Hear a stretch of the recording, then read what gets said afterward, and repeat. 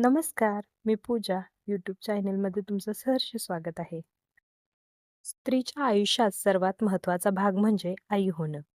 आई होणं म्हणजे एका जीवाला जन्म देणं नाही, तर स्वतःच्या अस्तित्वापेक्षा मोठं काहीतरी जगणं.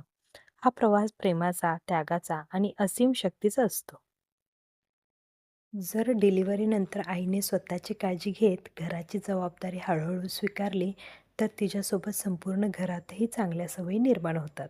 लक्षात ठेवा, पहिले स्वतःचे आरोग्य, नंतर घर. बाळाबरोबर घर व्यवस्थित ठेवण्यासाठी या सर्व गोष्टी उपयुक्त ठरतात. सकाळची सुरुवात देवदर्शन, सकारात्मक विचार आणि दिवसाच्या नियोजनाने करा.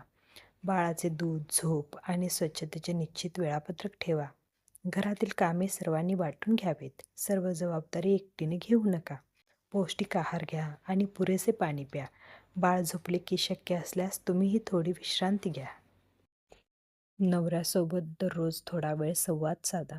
घरात स्वच्छता आणि नीटनेटकेपणाची सवय लावा. मोबाईलचा वापर मर्यादित ठेवा आणि कुटुंबाला वेळ द्या. दररोज थोडी बचत करण्याची सवय लावा. घरातील प्रत्येकाशी प्रेमाने आणि संयमाने वागा. या छोट्या सवयीमुळे बाळाला चांगले संस्कार मिळतात. नवरा बायकोतील नाते अधिक मजबूत होते आणि संपूर्ण घरात आनंदी शिस्तबद्ध वातावरण तयार होते. काही महत्त्वाच्या सवयी. एका वेळी एकच काम करा. बाळ जागे असताना त्याला वेळ द्या. घरातील प्रत्येक काम परिपूर्ण झालेच पाहिजे असा आग्रह धरू नका. शक्य असल्यास घरातील इतर सदस्यांची मदत घ्या. दररोज स्वतःसाठी किमान 15 ते 20 मिनिटं वेळ राखून ठेवा. असे नियोजन केल्याने बाळाची काळजी, घराची जबाबदारी आणि स्वतःचे आरोग्य या तिन्ही गोष्टी चांगल्या प्रकारे सांभाळता येतात. जर बाळ 2 वर्षाच्या आतले असेल तर कठोर वेळापत्रकापेक्षा लवचिक दिनक्रम अधिक उपयुक्त ठरतो. असा दिनक्रम बाळाची काळजी, घरकाम आणि स्वतःची काळजी या तिन्ही गोष्टींचा समतोल राखण्यास मदत करतो. बाळाच्या आईसाठी उत्तम वेळापत्रक. सकाळी 6 वाजल्यापासून 8 वाजेपर्यंत उठून स्वतःची स्वच्छता व प्रार्थना. नंतर बाळाला दूध आणि खाऊ घाला. नाश्ता व दुपारच्या जेवणाची तयारी करा. वॉशिंग मशीनला कपडे लावा. सकाळी 8 ते 10 या दरम्यान घराची हलकी साफसफाई. बाळाला खेळणी देऊन किंवा सुरक्षित जागेत खेळू द्या. स्वयंपाक पूर्ण करा. 10 ते 11:30 या दरम्यान बाळाला झोपवायचा प्रयत्न करा. त्याच्यामध्ये उरलेली आवरावर 20-30 मिनिटे स्वतःची विश्रांती घ्या.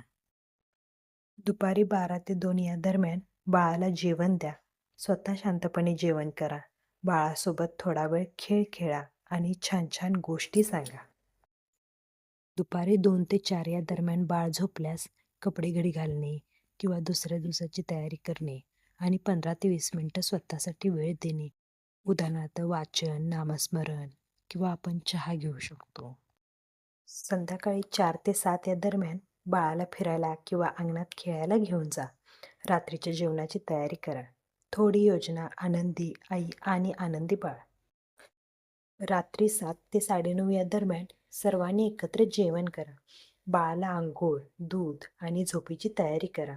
दुसऱ्या दिवसासाठी कपडे व आवश्यक वस्तू तयार ठेवा. हे एक प्रकारचं आयडियल असं वेळापत्रक मी तुम्हाला तयार करून दिले. प्रत्येकाला शक्य नाही की 6 वाजताच उठणे. ज्याला शक्य नाही त्यांनी त्या त्या वेळेनुसार उठून हे फॉलो केलं तर पूर्ण दिवसाची सुरुवात छान आणि सुंदर होते आणि प्रत्येक नात्याला वेळ देता येतो. घरातील वातावरण आनंदी राहतं आणि तुम्हालाही कामाचा कंटाळा वाटत नाही. तर तुम्हाला हा व्हिडिओ कसा वाटला? आवडला असल्यास लाईक करा, सबस्क्राईब करा आणि शेअर करायला अजिबात विसरू नका.